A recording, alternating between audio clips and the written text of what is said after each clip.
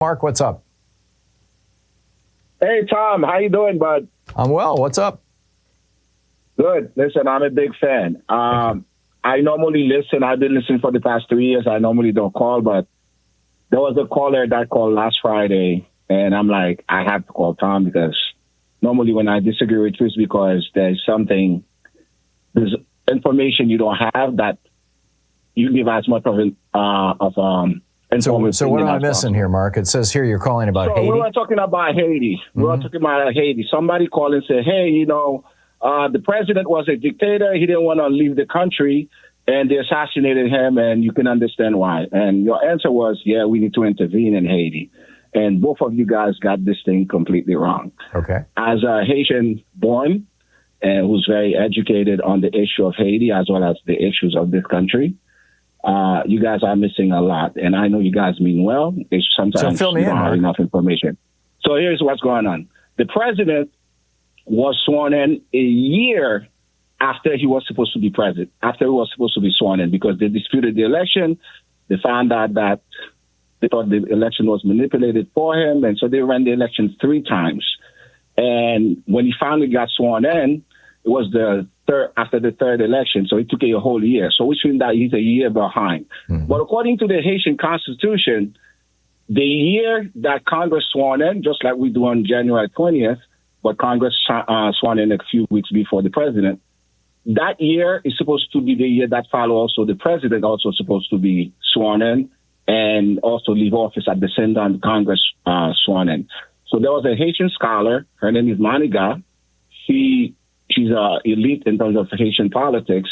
She used that technicality to say that he was out of power, but he wasn't. He was only there for 4 years, and the Haitian president is supposed to be there for 5 years. Mm. So she used that to create chaos and started this whole idea of him being a dictator. But he had actually every right to be president for the next year and a half that he was supposed to be there. Now, interestingly enough, he got assassinated.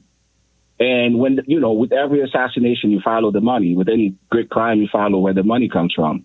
The guy they ended up finding out who funded the project was in Florida. When they went and spoke with him, he said, well, you normally fund these projects, but never a head of state. And when he got that call, he called the head of the FBI. I don't know how he has contact with him, Christopher Wray. And he said, hey, are you aware that the Haitian president has a bounty on him for him to be assassinated? And this is him talking. This is not me talking. Because when they went to question him, they asked him, why did you fund this project? Who's behind it? And he gave the names, and since then, nothing has happened to him. And Christopher Wray said, he's aware of it, let it happen. So the assassination of that Haitian president came from the U.S. itself. I don't know how high it goes, if it came from all the way up to Blinken or Biden, but this is something that's been going on in Haitian politics from 1915 to 34. It's been going on since 1800 when the U.S. intervened in the Haitian Revolution. Exactly, under false pretense. Yeah. What they did when they came in 1915 to 34, 19 years of occupation, they stole everything out of Haiti. The banks, Citibank, who is now the biggest bank that it is, was the bank that was the receivership of all the assets, gold, everything. They even took government land and gave it to private citizens in America. And then on top of that, Haiti has been paying France ever since the 1800s every year. But guess what, though? Guess what? I'm glad you brought that up. Tom, I love you. I wish you and I can speak a lot about these issues because I know some things you just don't know, and I want to fill you in. France, you always say France is U.S. oldest ally. That's actually false. Haiti, before it was a country, has always been the U.S. first ally. Because remember, Napoleon was opposite of what of what the 13 colonies wanted to do. Haitians, which Bob Marley wrote a song called Buffalo Soldiers, Dreadlocks, Rastas. If you read the lyrics, what he's saying is paying homage to Haitian people, the free men, the free black men. Before we were a nation, we came and fought for America because we like the idea of freedom, because we were fighting for our own freedom. Our struggle then began in 1804 when we became a nation. It started a long time ago. No, I get it. Mark, we came out and fought. Mark, I'm running out of time here. I'm curious what your prescription is for how the United States should react to what's going on in Haiti right now. Here's my prescription, Tom, and I'm going to call you as much as I can later on to kind of enlighten these issues. My prescription is the last thing Haiti needs is a U.S. intervention or any Western intervention. Just as we were able to govern ourselves before the intervention started, we're able to do it again. The biggest thing I think the U.S. needs to do is stay out of the politics of Haiti, because when they come in, they pillage, they create chaos. But aren't people being like murdered in the streets right now? And absolutely. And you know who's doing it? Hey, we don't produce guns. Those guns came from Florida, and the U.S. government is aware of it. They're allowing it to happen because what they want is Haiti has a lot of gold. And we've been told that we are one of the poorest countries. Not true. It is, again, propaganda. Haiti has a lot of gold, both sides, like so many resources. We have something called iridium, which allows us to go to space,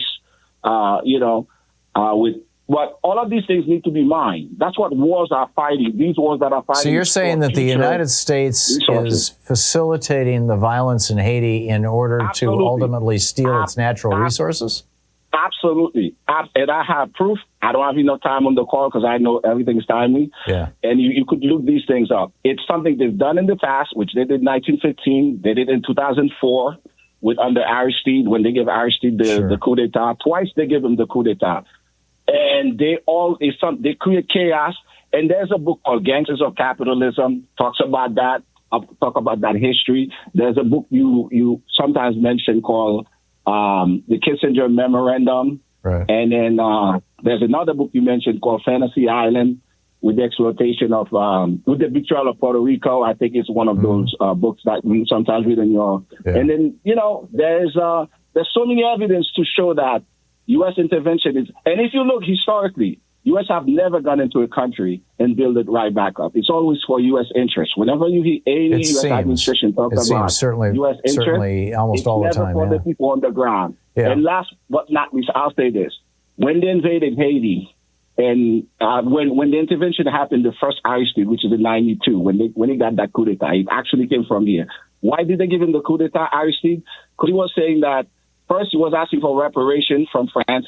Second, he was saying that every citizen, just like he was like the Bernie Sanders of Haiti. He wanted every Haitian to get Medicare from the government, to be taken care of, to have basic and George Herbert income. Walker Bush was president. And then the U.S. was like, how can we allow Haiti to be doing these things for his people while we here, we're not doing it? If we this is why Reagan went after Nicaragua and Honduras. But when they started going left and having Social Security and Medicare for all.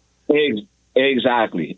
So I'll say this: Haiti is a precursor of what can happen here, because the U.S. have allowed the oligarchs of Haiti, who are natural citizens also of the U.S., to run to do whatever they want to do in Haiti. And if what is happening in Haiti, if U.S. need to look at that as an omen to come if we don't stop the oligarchs here, because they're the one who are creating all of these chaos. So, okay, Mark, I've got to move along, but thank you for the crash course in Haiti. Thank you so much.